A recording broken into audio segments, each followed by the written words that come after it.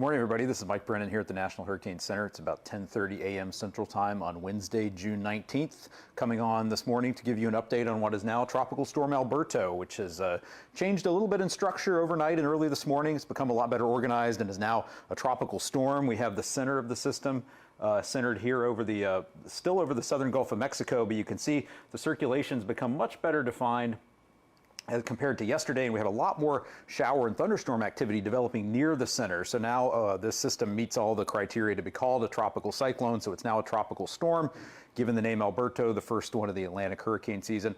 Maximum sustained winds are still around 40 miles per hour, but in terms of the impacts, really nothing has changed. We're still expecting widespread heavy rainfall, flash flooding, coastal flooding along much of the coast of Texas, tropical storm conditions, and a risk of tornadoes, and we'll go through all those hazards here this morning.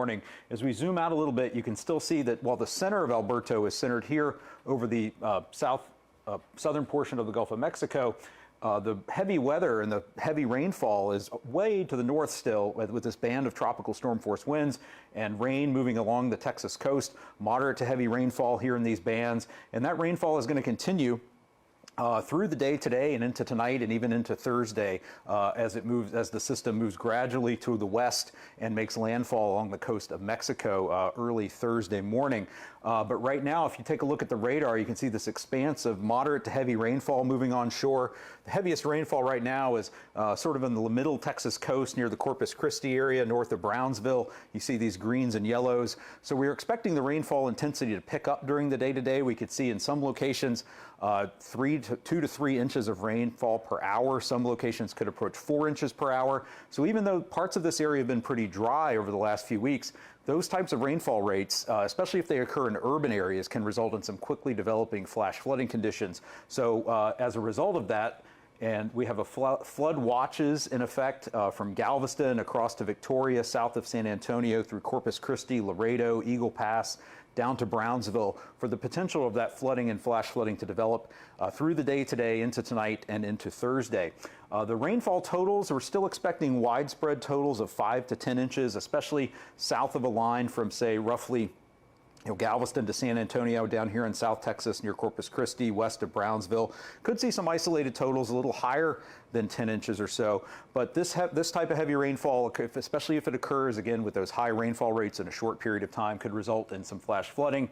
And the highest risk of that flash flooding today is in this red area. This is through tomorrow morning, through Thursday morning, from Victoria to Corpus Christi, Laredo, Brownsville, with the risk of flash flooding extending north of that area to just south of San Antonio, up into the Houston, Galveston area. As we go for the day Thursday into Friday, that risk of flash flooding will continue across deep South Texas and then spread a little bit westward as well. So remember, if you're out and about and you come across a flooded roadway, don't drive into that water. You don't know how deep it is. It only takes a few inches of moving water to move your car. And please don't drive around barricades. Turn around, don't drown, don't become a statistic driving into a flooded roadway. On the coastal flooding front, we've seen some significant inundation along portions of the Texas coast this morning with this morning's high tide cycle. We're still expecting that sort of 2 to 4 feet of inundation all the way into tomorrow morning's high tide cycle across portions of the Texas coast from Sargent up to Sabine Pass, including Galveston Bay. The water level actually at San Luis Pass got up to about 3 or 4 feet above ground level this morning, and with the NOAA tide gauge there around the time of high tide.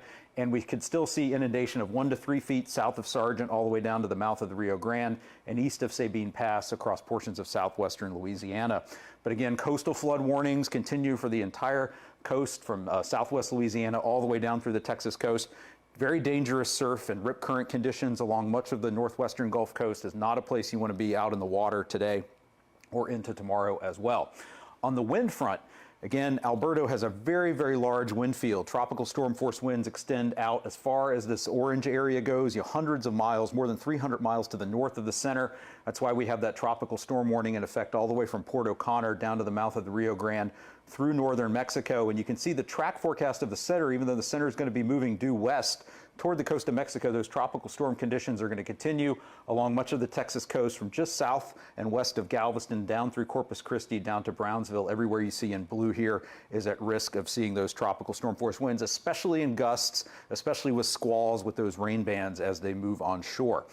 There is also a risk of tornadoes, especially later today and into tonight across everywhere you see in green here in southeastern and southern Texas, Houston, Galveston, San Antonio, down to Corpus Christi and Brownsville. So again, multiple hazards in play.